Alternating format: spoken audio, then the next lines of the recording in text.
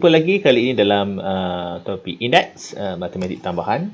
So, dia adalah sambungan kepada logaritma, adik-beradik dia lah kan. So, jom kita saksikan indeks. Okay, sebelum kita meneruskan kita punya soalan-soalan indeks, so elok dulu kita perkenalkan dulu hukum indeks, law of indices, ataupun kita boleh katakan dia sebagai petua indeks. Okay, so first step. Kita kat sini ada lebih kurang dalam 5 petua. Okay. So, petua yang perlu kita kuasai lah. Okay. Seperti biasa, kita dah belajar perkara ni masa PT3 dulu. Cuma yang ini advance sikit aja kan. Indeks apabila dia mempunyai base yang sama. Okay. So, bila darab, indeksnya kita kena tambah. Ini semua maklum. Tak ada masalah. Senang. Begitu juga jika dia mempunyai base yang sama. Dan bila dia bahagi, indeksnya kita tolak. Ini pun okey, tidak ada masalah. Alright. Seterusnya adalah apabila indeks kita ada bracket seperti ini, maka indeks dengan indeks kita darab. M darab N jadi MN. Okay, seterusnya, apabila kita mempunyai bracket seperti yang bawah ini, ada M. Sebenarnya A dengan B itu dia adalah kuasa 1. Okey. Oleh itu, kita kena darab lah. M darab 1 darab M. M darab 1 dapat B kuasa M. Okey. Begitu juga jika dia kat bawah seperti ini. Okey, ini sebenarnya 1, ni pun 1. Jadi A kuasa M, B pun kuasa M. Okay, ini adalah benda yang asas yang perlu kita kuasai. Satu lagi kita kena kuasai juga macam mana nak convert index kepada log, log kepada index. Yang itu juga dah cerita dalam bab logarithm sebelum ini. So awak boleh tengok video tu lah. Okey, jadi kita tengok ada 5 soalan dalam video ni. So, kita explain berdasarkan kepada soalan yang agak popular lah untuk memahami konsep yang kita belajar dalam petua indeks ini. Okey. So, yang kita belajar tadi, tengok ada bracket dan ada kuasa. Okey, kesilapan pelajar biasanya dia lupa untuk letak kuasa 1 kat sini. Okay, bila lupa nanti, bila dia kembangkan kita punya indeks, kuasa, dia lupa untuk darabkan dengan 1. Tapi sebenarnya kena darabkan dengan semua sekali ni. Okay. Boleh? Itu yang lupanya. Okay.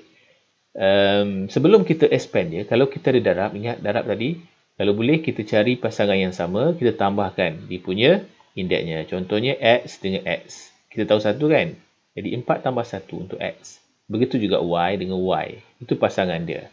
Okay, sebelum kita expandkan dengan 2, kalau boleh kita selesaikan dalam bracket terlebih dahulu. Okay, jadi seperti inilah. Okay, dalam bracket dulu. Alright. So, makanya 2, 4 tambah 1. 4 tambah 1. Begitu juga 1 tambah 3. Okay, lepas itu, dah kita selesaikan, kita tambahlah 4 tambah 1 akan jadi 5. 1 tambah 3, 4. Okay, lepas tu barulah kita expandkan dia. Macam itu. Dia lebih mudah lah. Okay, kalau awak nak expand dari awal pun boleh aja. No problem. Nak expand awal-awal macam ni. Daripada awal pun boleh. Okay, seterusnya dah sampai macam ni. So, apa yang perlu kita buat sekarang? Okay, mudah aja. Apa yang perlu kita buat sekarang ni, kita expand je lah. Okay, 5 darab 2, 10. 4 darab 2, 8. Okay, lepas itu oleh kerana dia bahagi, petua mengatakan bahawa kalau bahagi, indeksnya kena tolak. Syaratnya biasanya sama. Okay, jadi 10 tolak 11, 8 tolak 5. Kita akan dapat X negatif 1, Y 3. Kalau boleh yang ada negatif ni, kita letak kat bawah. Ya? Kita tak nak ada indeks yang negatif. Lebih elok macam tu. Okey, nombor 2.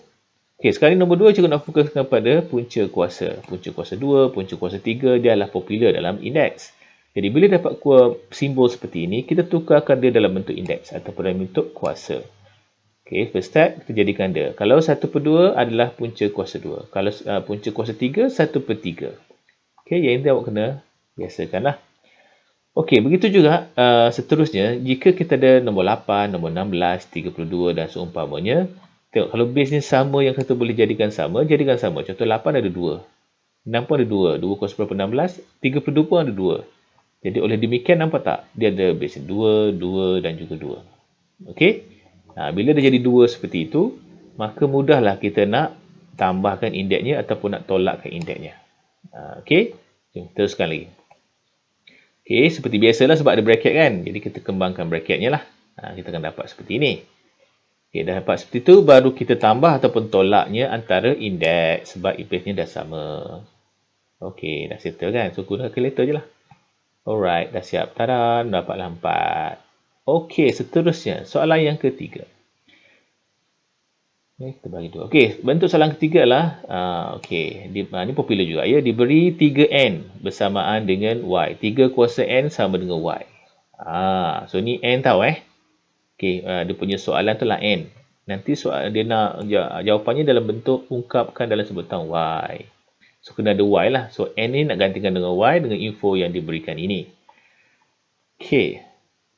Okey, first step apa yang perlu kita buat adalah kita kalau boleh kita asingkan yang ada kuasa ni. Tapi dia banyak teknik lah, banyak cara. Ni salah satunya. Satu kita asingkan dia. Sebab boleh tambahkan di darab kan. Kita boleh guna cara macam ni. Ataupun kita boleh guna cara lain. Kita boleh guna titik. Contohnya 36 N kan. Titik dengan 36 kuasa 1. Untuk yang ni lah. Kuasa 1. Sebab darab dengan titik ni untuk indeks. Titik ni mewakili darab juga. Nanti kita tengok sikit macam mana penggunaan titik ini yang bawah tu sama juga kita darabkan dia ataupun titikkan dia 2.12N. Macam ni pun boleh. Je. Seterusnya. Alright, seterusnya tengok kita akan nampak tak 16. Bila dapat 16 pula 18, maka 36 ni kita bahagikan dengan 12. Dapatlah seperti ini ya. Seterusnya next. So apabila kita boleh bagi ataupun kita nak asingkan seperti ini. Kita boleh asingkan macam itu. Seterusnya kenapa kita guna asingkan? Kerana kita nak ungkapkan dalam bentuk 3N bahagi Y. Kalau kita potong terus dah habislah. Nampak seterusnya adalah 3N. Sebab apa? Sebab 36 bagi dengan 2 kita boleh potong terus. Kita potong dia. Oleh itu, dapat 18 sama dengan 8Y. 18 sama 8Y. Nombor 4. 5 tambah 1. 5 tambah 1, kita boleh jadikan dia tengah tambah ni sebenarnya dia adalah darab. Asalnya kan. Jadi kita buat macam ni. So sebenarnya ada darab. Jadi kalau darab, X dengan 1 ni boleh ditambahkan. Begitu juga kalau di darab ni, darab sebenarnya. Darab negatif 1. Jadi kita boleh guna titik. Kepada yang tak suka guna titik, kita boleh guna simbol darab. Biasanya je. Ataupun guna bracket. Kita bracketkan dua ni. Macam tu. Je. Yang ini oleh kerana dia adalah negatif, kita letak bawah lah.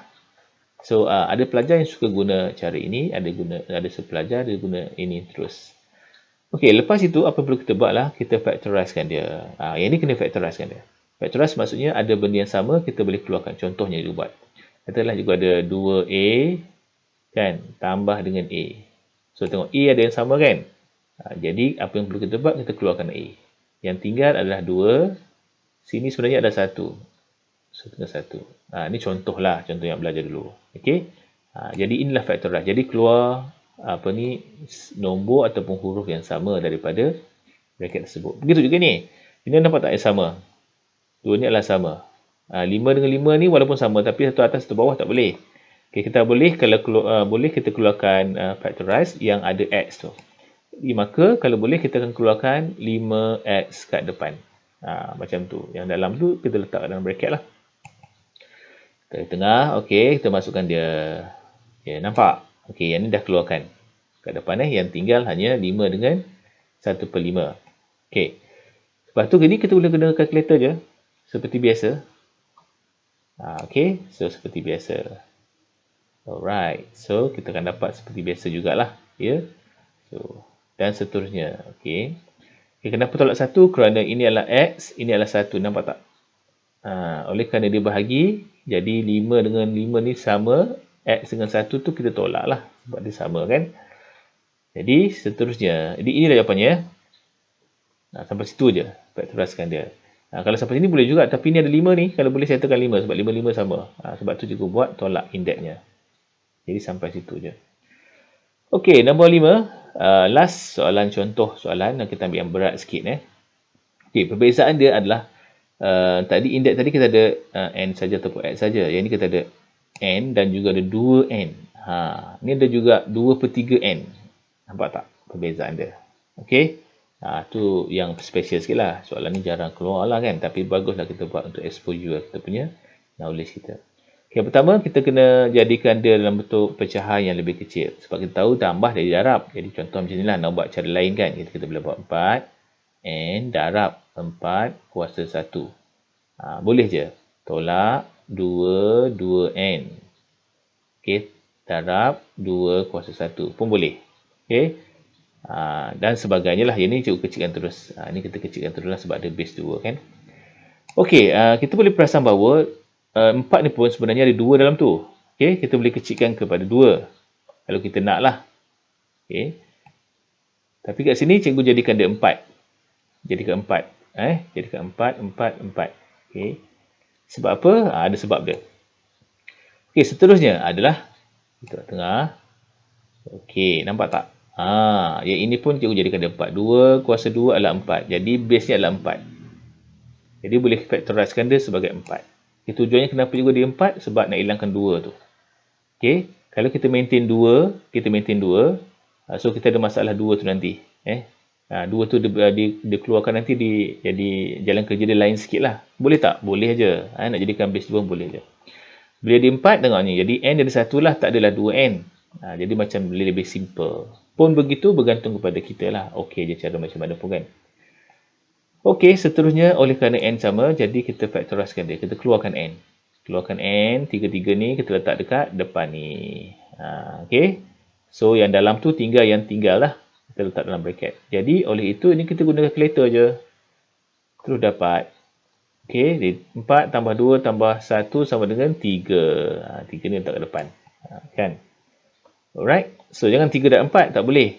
Kalau 3 dan 4 ni, kalau 3 dan 4 ni, kecuali kalau 4N, baru dia darab. Tapi dalam kes ni, 4 ni kuasa. Jadi, tak boleh darab. 4 ni kuasa, ni kuasa. Jadi, 3 dengan 4 tak boleh darab. Biar macam tu. Okey, maka ini antara cikgu rasa contoh yang agak mudah untuk faham konsep dan agak memahami lebih detail sikit lah mengenai konsep indeks ini. Okay. So, diharap jumpa lagi akan datang. Okay. Okay, bye.